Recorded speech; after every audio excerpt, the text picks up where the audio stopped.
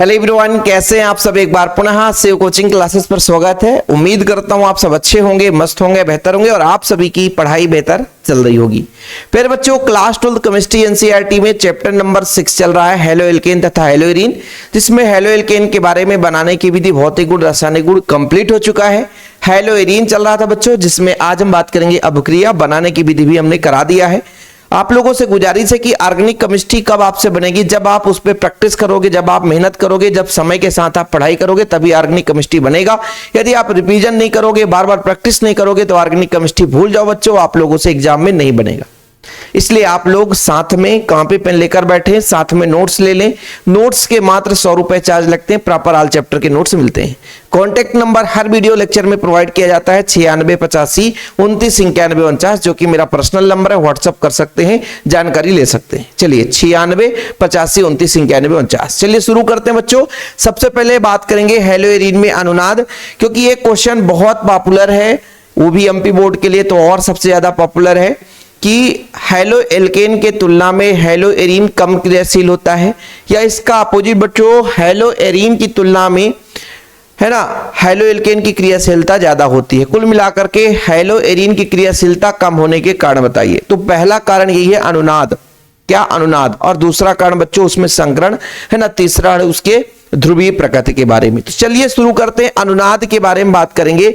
सबसे पहले बच्चों अपन एक पेज ओपन करते हैं, जिसमें आपको डीप में समझाऊंगा, ताकि आप लोगों को हमेशा हमेशा के लिए क्लियर रहे। जैसे पहले बच्चों आपके लिए मान लीजिए, सबसे पहले मैं बेंजीन रिंग बनाता हूं। कुल मिलाकर कुछ इस तरीके से बेंजीन रिंग है, ठीक है।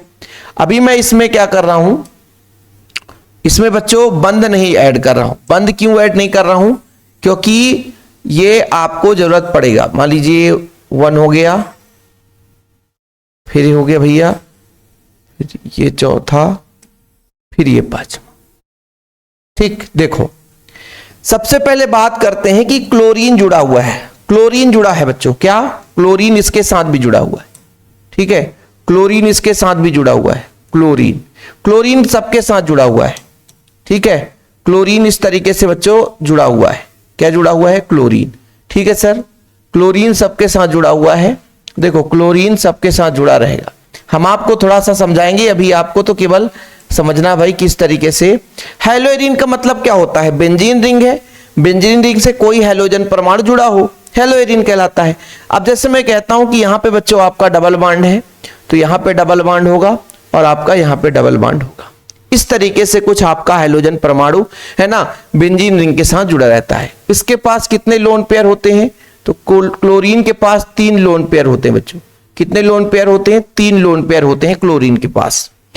अब इसमें अनुनाद प्रभाव कैसे, कि अलग अलग अनुनादी संरचना कैसे प्रभाव करता है, कि प्यारे बच्चों ये जो आपका क्लोरीन है, ये जो क्लोरीन है, ये अपना एक इलेक्ट्रॉन इस कार्बन को देना चाहता है, C1। यहां पे बच्चों C1 कार्बन है, अभी मैं आपको सिर्फ समझा रहा हूं, यहां पे C1 कार्बन है, पहला कार्बन है, ये एक इलेक्ट्रॉन इसको देना चाहता है। तो ठीक है सर, ये एक इलेक्ट्रॉन इसको देना चाहता है, तो एक काम करते हैं, जैसे यहां पे बात करते हैं कि भाई एक इलेक्ट्रॉन इसके पास है, एक इलेक्ट्रॉन इसको दे दिया, तो यहां पे जो बंध बन गया बच्चों, क्या बन गया, द्विबंध बन गया। कुछ समझ में आया, कुछ समझ में नहीं आया सर।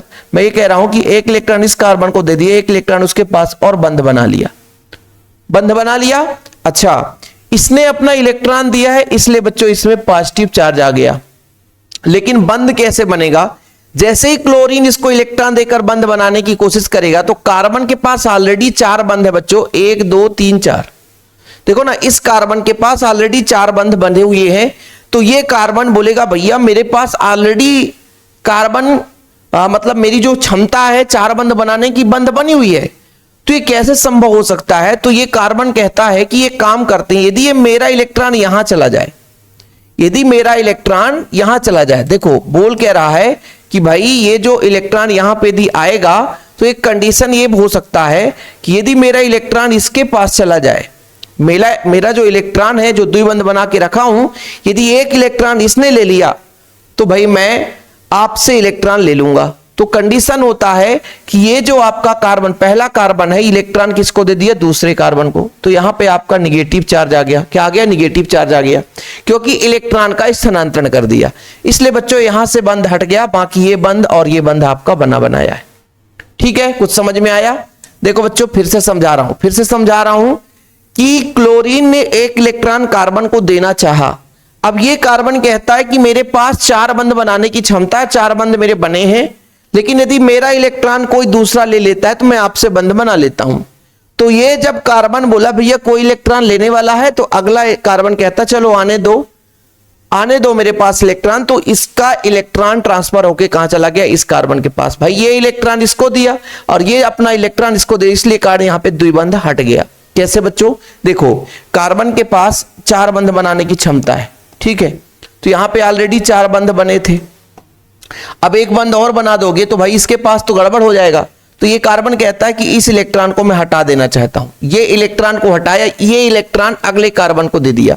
तो यहां पर बच्चों ऋणात्मक यानी ऋणावेश आ गया। इसीलिए कहते हैं कि किसी भी हेलोएल्केन के ऑर्थो पोजीशन पे आसानी से कोई भी है ना इलेक्ट्रॉन इसने ही अभिकर्मक आकर अटैक करता है। जो इलेक्ट्रॉन से प्रेम करने वाला है वो आकर के यहां पे अटैक कर सकता है। अच्छा, ये पहला कंडीशन, पहला अनुनाद समझ में आया। अब ये खाली नहीं घूमता, ये कहता भैया खाली नहीं, हम भाई ले तो लिए लेकिन कुछ समय के लिए लिए हैं, अब हम आपको भाई अपना इलेक्ट्रॉन देंगे। अब ये क्या करता है कि ये जो इलेक्ट्रॉन है ये इसमें पटक देगा भैया। अब बोलेगा तू ले लो।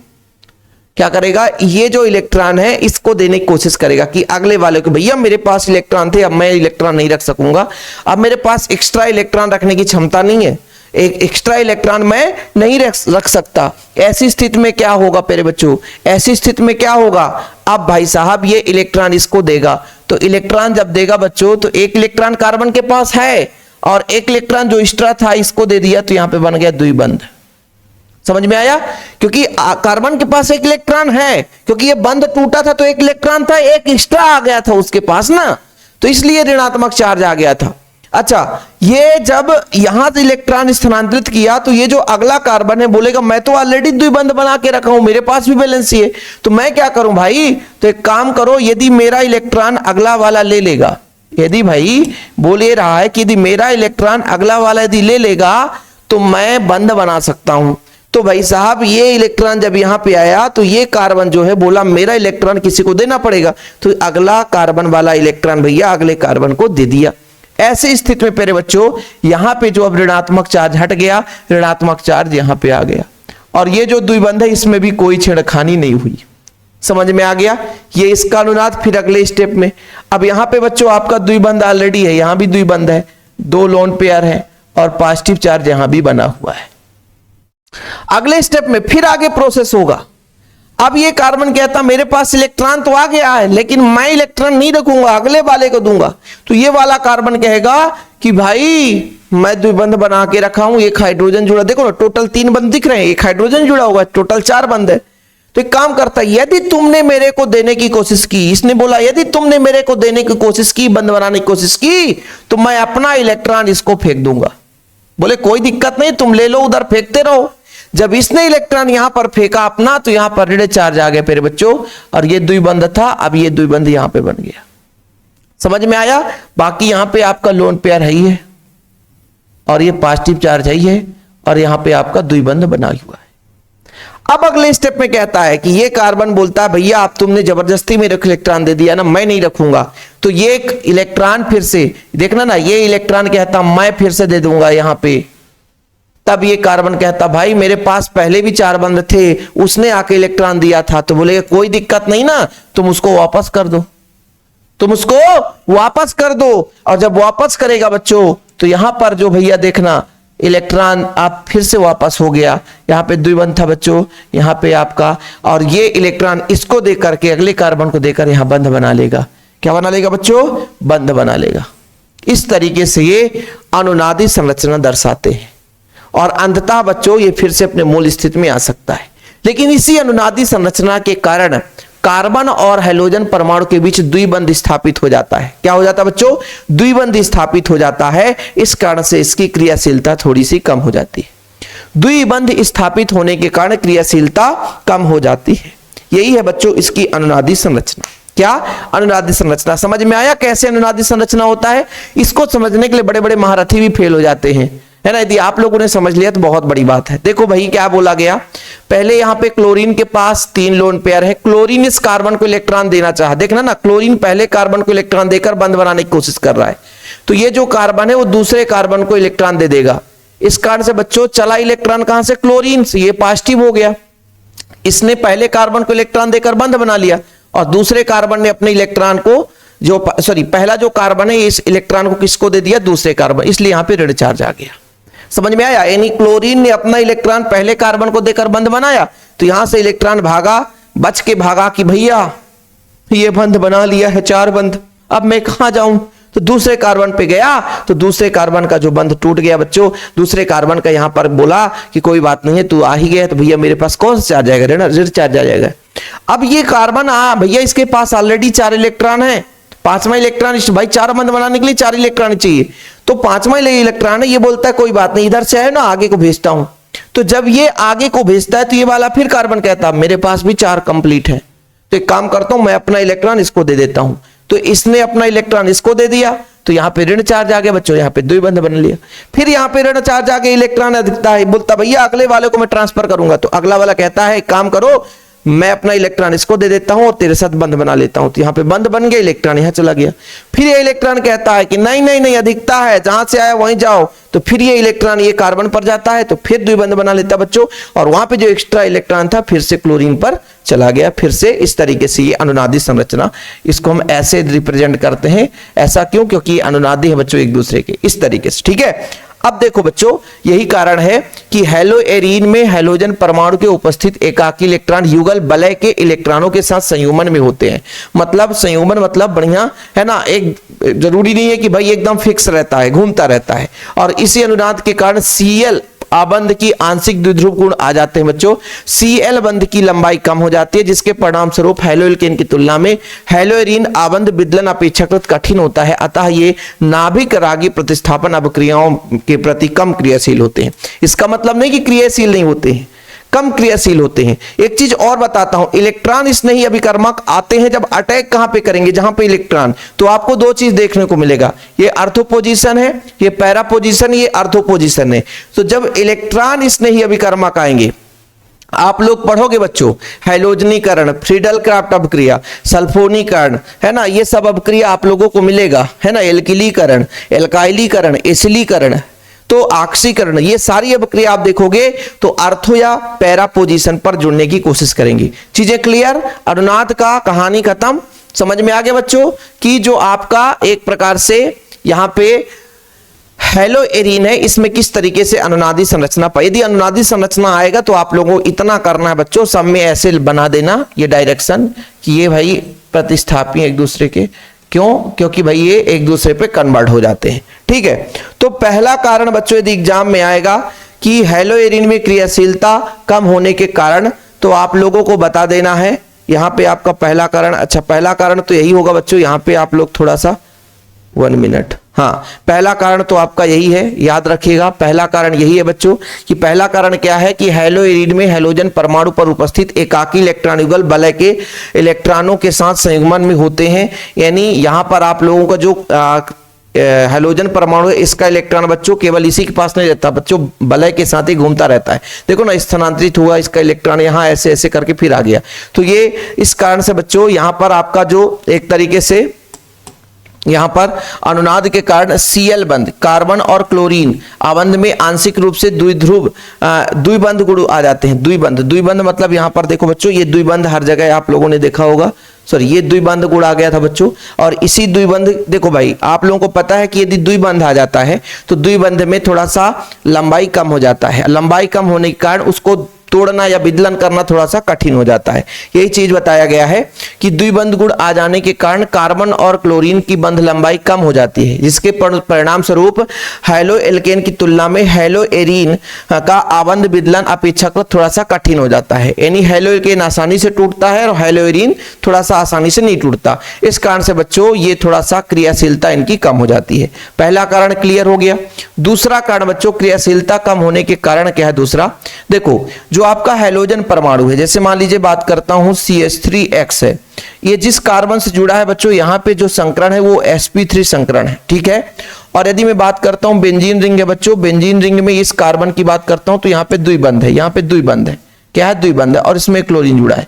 तो यहाँ पे जो संकरण है sp2 है ना, यहाँ पे S की प्रवृत्ति ज्यादा है, S की प्रवृत्ति ज्यादा है बच्चों, और यहाँ पर S की प्रवृत्ति कम है, ठीक है। S की प्रवृत्ति यहाँ पे आपका ज्यादा है, यहाँ पे S की प्रवृत्ति कम है। थोड़ा समझिएगा कि हेलो एरीन हैलोजन से जुड़ा कार्बन परमाणु sp2 संकलित रहता है, देखो जरा sp2 संकलित होता है, जबकि बच्चों हेलो एल्केनों में कार्बन जो परमाणु है वो sp3 संकलित रहता है, ठीक है। आगे देखिएगा, sp2 संकलित ऑर्बिटल में sp3 ऑर्बिटल के तुलना में प्रवृत्ति अधिक रखता है। अच्छा, थोड़ा सा प्रवृत्ति की बात करता हूं, कहने का तात्पर्य यह है कि 1s 2p को ज्यादा बांध कर रखेगा बच्चों, और यहां पर 1s 3p को इसके अपेक्षा कम बांध कर रखेगा। मैंने उल्टा शायद थोड़ा सा बता दिया था, इसके लिए क्षमा प्रार्थी हूं।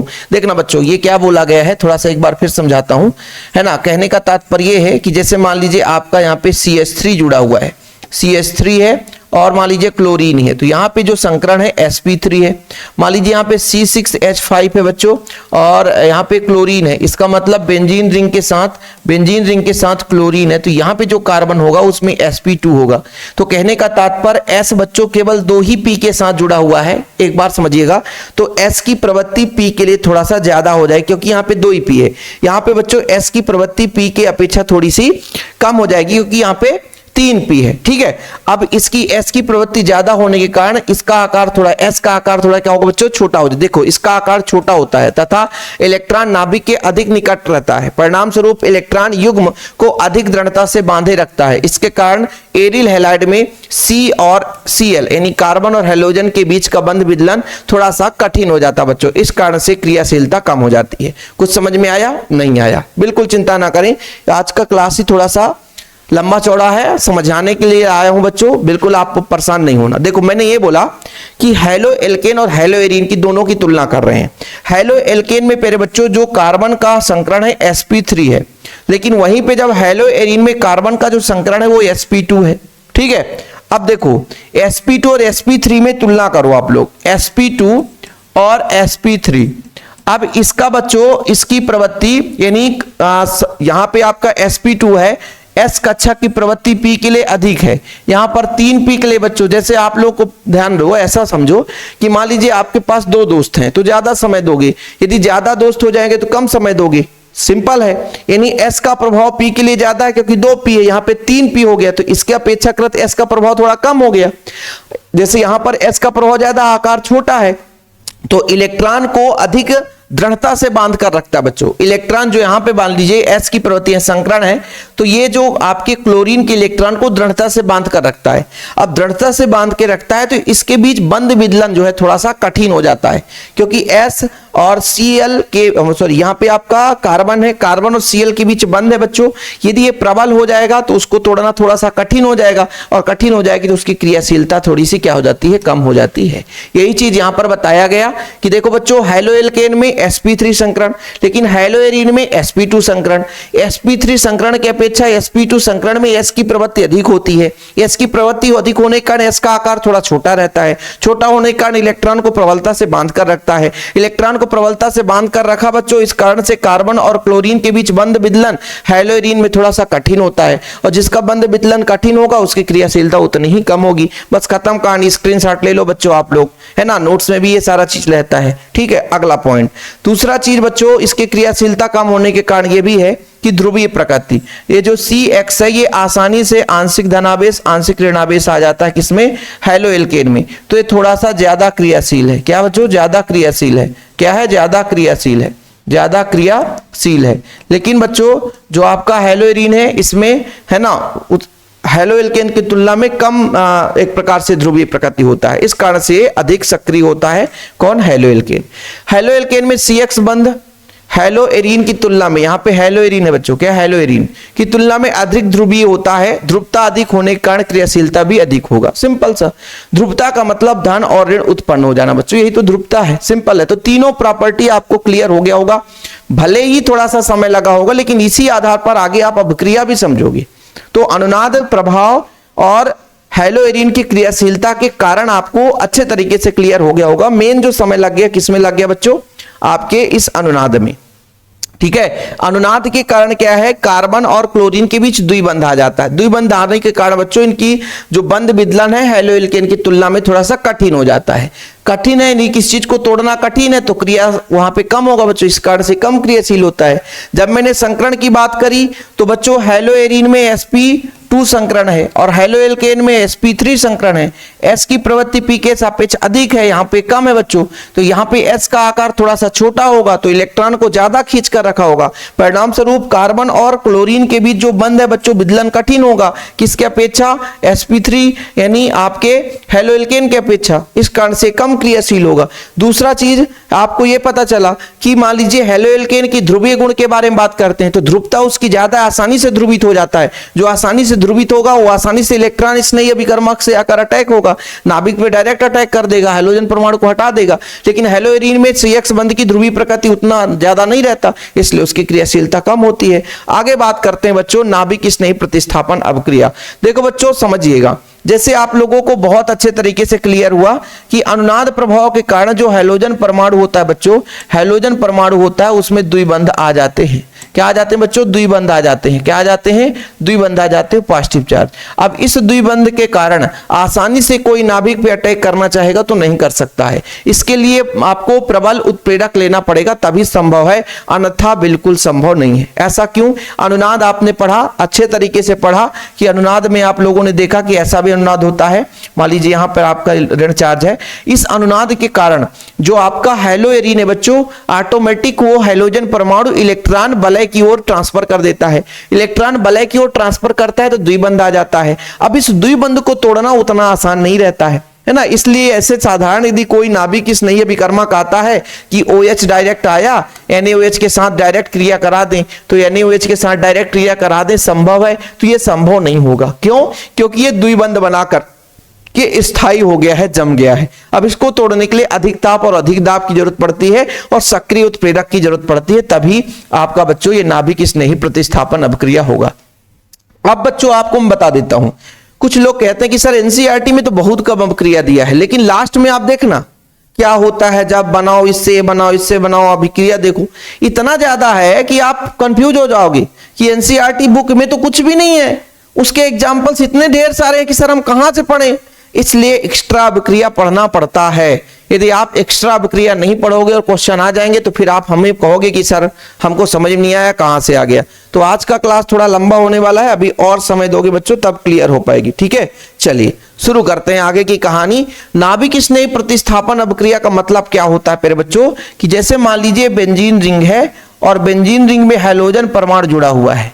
कोई आपका मान लीजिए एक ऐसा नाभिक स्नेही प्रतिस्थापन अभिकर्मक आया, ठीक है, और हैलोजन परमाणु को हटा करके स्वयं जुड़ गया बच्चों। तो जैसे यहां पे आपका मान लीजिए यदि जुड़ता है तो OH यदि जुड़ेगा प्यारे बच्चों तो यहां पर आपका फिनाल बनेगा, अभी आप पढ़ोगे फिनाल बनेगा, और प्यारे बच्चों NaX अलग हो जाएगा। लेकिन ये 300 डिग्री सेल्सियस ताप पर होता है बच्चों, साधारण नहीं होगा। पहले ही बता दिया गया ना कि नाभिक स्नेही अभिकर्मक का मतलब है कि जो डायरेक्ट किसी यौगिक के नाभिक पर अटैक करे और अपने ही समान दूसरे अभिकर्मक को हटा करके स्वयं जुड़ जाए तो नाभिक स्नेही प्रतिस्थापन अभिक्रिया कहलाता है। लेकिन यदि यहां पर बात करें हेलोएरिन में बच्चों, तो हेलोएरिन में डायरेक्ट अभिक्रिया संभव नहीं है। इसके पीछे रीजन क्या है, अनुनाद के कारण बच्चों हेलोएरिन में हैलोजन और कार्बन परमाणु के बीच द्विबंध आबंधित हो जाता है और इसी द्विबंध के कारण बच्चों आसानी से इसको तोड़ना सरल नहीं रहता। समझ रहे ना, चीजें क्लियर। चलिए कहानी में समझ में आ गया कि क्या चीज मैं कहने वाला हूं। कि यदि हम बात करें बच्चों, यहां पर देखो जो मैंने लिख रखा है कि हेलोएरिन में हैलोजन परमाणु के बेंजीन नाभिक से अधिक मजबूती से जुड़ने के कारण, मतलब मजबूती के साथ जुड़ जाते हैं, इसे न्यूक्लियोफिलिक अभिकर्मक जैसे OH, OR, NH2, CN द्वारा सरलता से इस प्रतिस्थापित नहीं कर सकते, सरलता से नहीं हटा सकते। इसलिए इसमें अधिक ताप और दाब की जरूरत पड़ती है, साथ में उत्प्रेरक की जरूरत पड़ती है ना बच्चों। इसलिए हम कहते हैं कि यदि डायरेक्ट आप नाभिक स्नेही प्रतिस्थापन अभिक्रिया दर्शाओगे तो बिल्कुल नहीं होगा, इसके लिए उत्प्रेरक की जरूरत पड़ेगी। जिसमें पहला अभिक्रिया बच्चों हैलोजन परमाणु का OH समूह द्वारा विस्थापन। OH समूह कहां कहां से मिल सकता है, एक तो H2O से मिल सकता है, एक तो KOH से मिल सकता है, एक तो NaOH से मिल सकता है। OH तो लेना है, OH लेना है, क्या लेना है? OH लेना है। तो इन OH को प्राप्त करने के लिए हमेशा क्षार के साथ क्रिया कराते हैं। लेकिन बच्चों यहां पर स्पेसिफिक कंडीशन रहेगा, ठीक है, कि क्लोरोबेंजीन या ब्रोमोबेंजीन को, क्लोरोबेंजीन या ब्रोमोबेंजीन को बच्चों, जैसे क्लोरोबेंजीन की बात करें तो देखो जरा, ये आपका बेंजीन रिंग है प्यारे बच्चों, और इसके साथ जुड़ गया क्लोरीन, तो क्लोरोबेंजीन हो गया। इसका नाम क्या है प्यारे बच्चों? क्लोरोबेंजीन। क्या है? क्लोरोबेंजीन। क्या है? क्लोरोबेंजीन। क्लोरोबेंजीन क्या नाम है बच्चों? क्लोरोबेंजीन। क्या नाम है? क्लोरोबेंजीन, है ना। किसको? Sodium hydroxide, sodium hydroxide NaOH के साथ क्रिया कराएंगे बच्चों, है ना, उच्च ताप और उच्च दाब पर, लगभग 300 डिग्री सेल्सियस ताप पर और लगभग 200, है ना, ATM यानी 200 वायुमंडलीय दाब पर गर्म करते हैं बच्चों, फिनाल बनता है। देखना कैसे होगा। ये जो Na है बच्चों, ये Cl को नाभिक स्नेही प्रतिस्थापन सीधा नाभिक पे ही अटैक करेगा, हाइड्रोजन परमाणु को हटाएगा। यहां पे आपका नाभिक स्नेही अभिकर्मक कौन सा बच्चों? OH है। तो NaCl ऑटोमेटिक आपको दिख रहा होगा कि Na जो है क्रिया करके क्या बना सकता है सर? NaCl बना लेगा, ठीक है। साथ में बच्चों यहां पे आपका क्या बन गया? ये आपका बन गया क्या? ये क्या बन गया बच्चों? OH जुड़ गया तो ये बन गया फिनाल। सिंपल है, कुछ है ही नहीं है। यदि मान लीजिए ब्रोमोबेंजीन लेते प्यारे बच्चों, जैसे ब्रोमोबेंजीन, ये आपका Br है, ये ब्रोमोबेंजीन है। क्या नाम है? ब्रोमोबेंजीन। NaOH के साथ क्रिया करा रहे हैं। बाकी सेम यहाँ पे बच्चों आपका उत्प्रेरक रहेगा 300 डिग्री सेल्सियस ताप पर, उच्च वायुमंडलीय दाब पर, उच्च दाब पर, यहां पर लिख देते हैं उच्च दाब, उच्च दाब पर होता है। तो बच्चों ये ब्रोमीन जो है Na के साथ क्या बना लेगा सर? NaBr बना लेगा। क्या बना लेगा? NaBr बना लेगा। और क्या होगा सर? ये जो NaBr हट गया और OH जो है नाभिक स्नेही प्रतिस्थापन अभिकर्मक है, तो नाभिक पास आकर अटैक करेगा। जब अटैक करेगा बच्चों तो इसे बोलते हैं फिनाल। क्या बोलते हैं? फिनाल। तो ये आपका हो गया फिनाल। क्या हो गया प्यारे बच्चों? फिनाल। क्या हो गया? फिनाल। जी हाँ, इसे नोट कर लेना। ये क्या हो गया बच्चों? फिनाल। क्या हो गया? फिनाल। क्या हो गया? फिनाल। ओके, चीजें क्लियर? तो लो भैया स्क्रीनशॉट ले लो आप लोग, है ना, स्क्रीनशॉट ले लो। 200 वायुमंडलीय दाब पर, 300 डिग्री सेल्सियस ताप पर, इसे ही बोलते हैं डाउ विधि। कोष्टक में लिख लेना, कभी यदि आ जाए कि डाउ विधि क्या है, डाउ अभिक्रिया क्या है, डाउ विधि बोलते हैं बच्चों, है ना। NCERT में आपको ऐसा देखने को नहीं मिलेगा, डाउ विधि से बोला जाता है। ठीक, चलें अगला जो आपका अभिक्रिया होगा बच्चों, स्क्रीनशॉट ले लिए हैं, हैलोजन परमाणु का NH2 समूह द्वारा विस्थापन। किस समूह द्वारा बच्चों? NH2 समूह द्वारा विस्थापन। बढ़िया है, सिंपल है, कोई दिक्कत नहीं है। थोड़ा सा याद रखना पड़ेगा, NH2 समूह कहां से मिलेगा? अमोनिया से। NH2 समूह यदि जोड़ना बच्चों तो अमोनिया, अमोनिया का सूत्र होता है NH3। इसको हम HNH2 करते हैं ताकि H जो है हट जाए और NH2 जाकर के जुड़ जाए। ठीक है बच्चों, कोई दिक्कत? तो जब क्लोरोबेंजीन को देखो बच्चों, क्लोरोबेंजीन या ब्रोमोबेंजीन या आयोडोबेंजीन, ऐसे ही 3 यौगिक आपको देखने को मिले, इससे ज्यादा देखने को नहीं मिलेगा, है ना। आप लोगों को एक्स्ट्रा यौगिक पढ़ना ही नहीं है, जो काम का ना हो बिल्कुल आप ध्यान मत देना। 3 ऐसे हमेशा देखने को मिलेंगे। क्लोरोबेंजीन ले लो या ब्रोमोबेंजीन, चलो सर ये बेंजीन रिंग है। क्लोरोबेंजीन, क्लोरोबेंजीन बच्चों, क्लोरोबेंजीन को जलीय अमोनिया, अमोनिया का सूत्र क्या है सर? NH3। अमोनिया के साथ cuprous oxide, cuprous oxide Cu2O, cuprous oxide की उपस्थिति में 200 डिग्री सेल्सियस ताप पर बच्चों और उच्च दाब पर, कितना डिग्री सेल्सियस? 200 degree Celsius. पहला जो था वो 300 डिग्री सेल्सियस पर और ये 200 डिग्री सेल्सियस उच्च दाब। यदि दाब याद ना हो तो उच्च दाब लिख लेना बस। यदि तापमान भी यदि भूल जाए एग्जाम में तो लिख देना उच्च ताप। 200 डिग्री सेल्सियस बहुत है भाई, 100 डिग्री सेल्सियस पर पानी खौलने लग जाता है बच्चों। तो क्लोरोबेंजीन को किसके साथ? जलीय अमोनिया के साथ कराते हैं। तो बड़े प्रेम से समझना, NH2 समूह द्वारा विस्थापन होगा, यानी हैलोजन परमाणु यहां के NH2 से हटेगा। देखना बच्चों, ये NH2 यहां से निकलेगा और यहां पे जुड़ जाएगा। तो इसका सूत्र बता सकता है कोई? मैंने बताया था आप लोगों को, और यदि नहीं बताया था तो अभी लिख लेना। NH2 समूह द्वारा विस्थापन, तो ये होता है बच्चों एनिलीन। क्या होता है? Aniline, aniline. अच्छा, ये जो आपका बच्चों Cl जो है वो क्यूप्रस क्लोराइड बनाता है, CuCl, ठीक है, क्यूप्रस क्लोराइड बनाता है। और H निकलेगा, H निकलेगा ना प्यारे बच्चों, तो आपका ऑक्सीजन लेकर के H2O बना सकता है। H जो है ऑक्सीजन के साथ H2O बना सकता है, ठीक है। अब इसका थोड़ा सा बैलेंस ही कराना पड़ेगा, बैलेंस कराना पड़ेगा बच्चों। तो जैसे मैं बात करता हूं यहां पे 2 का यदि मल्टीप्लाई कर दूं, 2 का मल्टीप्लाई कर दूं और 2 का मल्टीप्लाई यहां पे कर दूं, है ना, तो 2 का मल्टीप्लाई यहां करना पड़ेगा, 2 का मल्टीप्लाई यहां पे करना पड़ेगा। बाकी सब चीज ठीक है, बाकी सब चीज ठीक है, ओके। इसमें कोई मल्टीप्लाई नहीं करना है, H2O में भी कोई छेड़खानी नहीं करना है, क्योंकि टोटल 6 हाइड्रोजन है, तो 2 हाइड्रोजन है, 2 दूनी 4 और 4 2 6 हो गया। ऑक्सीजन 1 है तो ऑक्सीजन 1 है, कॉपर 2 है बच्चों तो 2 कॉपर हो गया। तो इस तरीके से आपका बच्चों अभिक्रिया बनता है हैलोजन परमाणु का NH2 समूह द्वारा विस्थापन आसानी से। NH2 समूह कैसे विस्थापित होता है कि जब क्लोरोबेंजीन को किसके साथ, जलीय अमोनिया के साथ, किसके उपस्थिति में क्रिया कराते हैं बच्चों, ये आपका क्यूप्रस ऑक्साइड की उपस्थिति में, उच्च ताप पर उच्च दाब पर।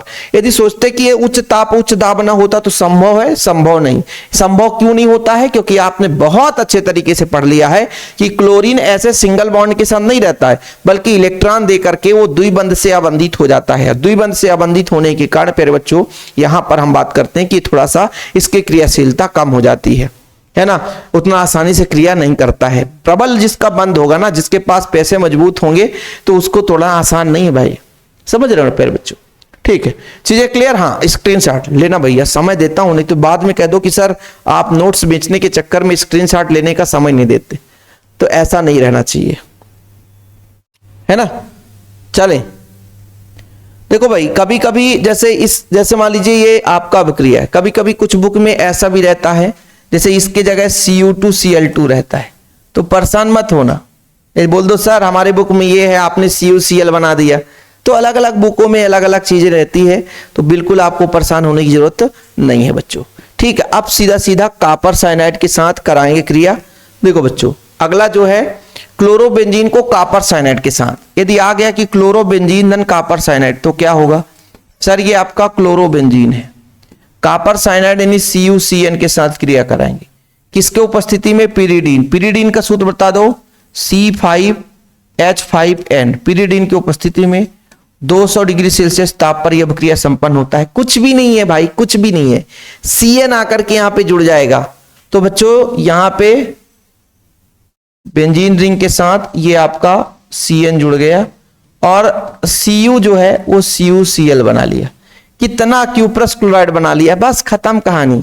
साइनोबेंजीन बनता है, ये आपका क्लोरोबेंजीन है, क्या है, क्लोरोबेंजीन, क्या है प्यारे बच्चों, क्लोरोबेंजीन। और क्लोरीन को भाई नाभिक इसने अभी कर्माकार है, नाभिक पे अटैक कर रहा है, तो ये आपका साइनोबेंजीन बना दिया।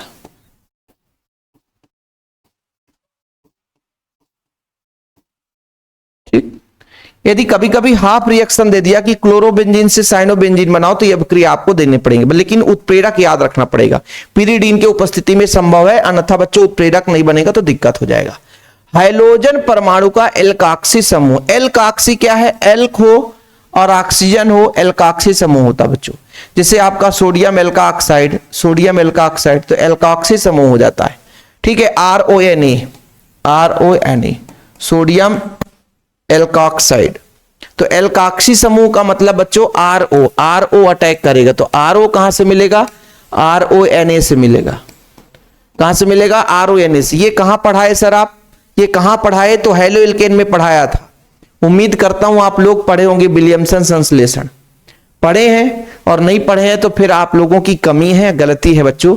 नोट्स में भी रहता है और क्लास लेक्चर में भी है ना, तो आप लोग जरूर देख लिया करो, नहीं देखोगे तो फिर आपकी कमी है ना।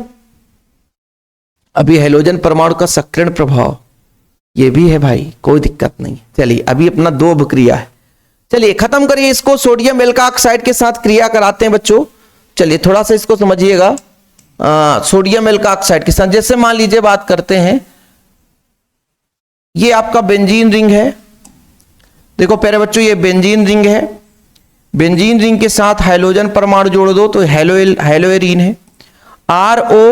RONA के साथ क्रिया करेगा, बस सिंपल है प्यारे बच्चों, और कुछ भी नहीं। एल्काक्सी समूह है ना, तो Na जो है वो X को ले जाएगा, तो NaX बनाएगा, और OR डायरेक्ट, नाभिक सब एक ही तो अभिक्रिया चल रहा है, नाभिक से डायरेक्ट अटैक करेगा, तो यहां पर बच्चों OR बना लेगा, खत्म कहानी। एक प्रकार का ईथर है बच्चों, क्या है, ईथर है। और यहां पे बच्चों NaX अलग हो गया, NaX अलग हो गया, ठीक है, कोई दिक्कत? इतना सिंपल है कि भाई NaX अलग हो गया और OR एल्काक्सी समूह जाकर के अटैक हो, एल्किल समूह एल्क और ऑक्सीजन है बच्चों, इसलिए बोला जाता है इसको एल्कॉक्सी। क्या बोला जाता है बच्चों? एल्कॉक्सी। क्या बोला जाता है? एल्कॉक्सी। क्या बोला जाता है? एल्कॉक्सी, ठीक है।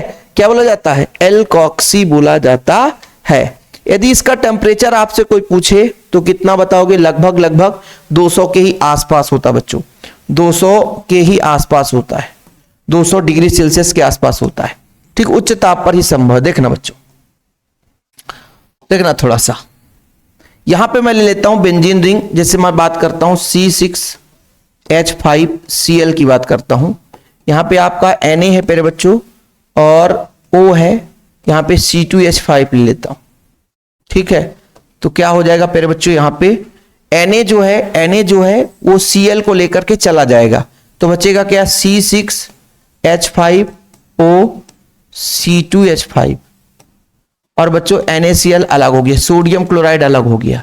देखो ना बच्चों, फेनिल भी है, एथिल भी है, तो ये आपका ईथर हो गया, लेकिन एक जगह फेनिल है, एक जगह आपका एथिल है, तो इसका नाम हो जाएगा एथिल फेनिल ईथर। एथिल बच्चों पहले नाम लेंगे, फेनिल बाद में, एथिल फेनिल ईथर, ठीक है, सिंपल है, अल्फाबेट में पहले नाम लिख देते हैं। तो इस तरीके से बच्चों आपका क्या बन जाता है? एल्काक्सी समूह द्वारा विस्थापन।